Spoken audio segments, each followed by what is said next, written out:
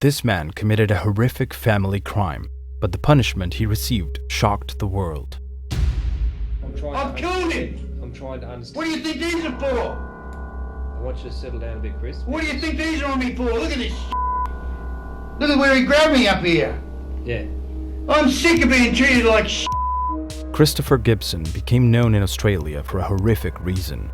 He left 2 children without a father and a woman without a partner. But worse still, he took the life of his own son. The crime shocked the family and an entire community, especially because of the way in which he described the events.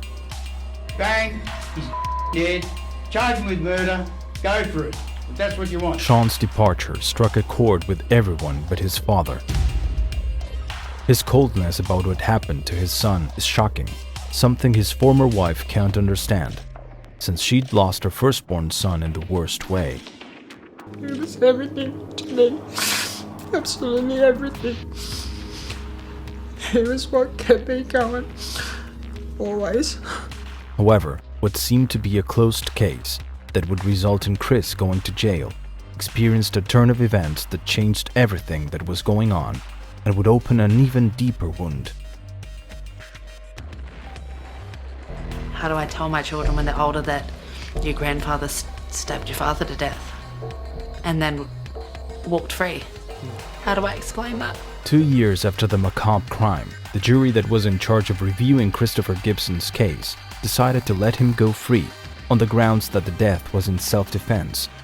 This decision marked a community that thinks of him as a terrible criminal who took the life of his son. Do you blame these guys for wanting Christopher Gibson out of jail? No, I agree with that. He shouldn't be walking out of the courthouse smiling and carrying on the way he was. Deserves to be locked up. Christopher Gibson's presence became unwanted among his relatives and neighbors in the community. However, in his mind, he was a victim of everything that was going on. He had had enough of being treated like scum and would fight back. Are you a marked man? Here I am, yeah. I'm warning them that I'm not going to go down easy.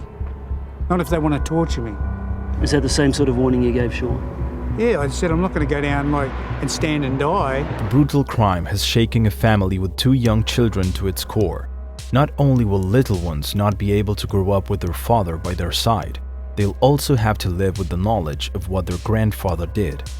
Something that Jade, the mother of the 2 children, has already had to deal with as she tries to explain to her children why their father is no longer there.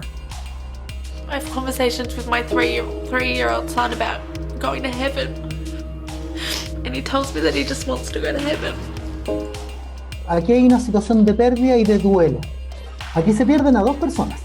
Se pierde al abuelo eventualmente, porque yo desconozco si continúan este tipo de vínculos, ¿ya? Se pierde al abuelo y se pierde un padre, pensando en los niños, en la familia, ¿ya? Entonces, yo podría hablar de duelo familiar, en donde es la familia como unidad de análisis, no como personas, ¿sí? Sino que personas juntas, pero una unidad. Pensar que la familia, en esta unidad, ellos entran en una fase de duelo. Remorse doesn't seem to exist in Christopher Gibson's head.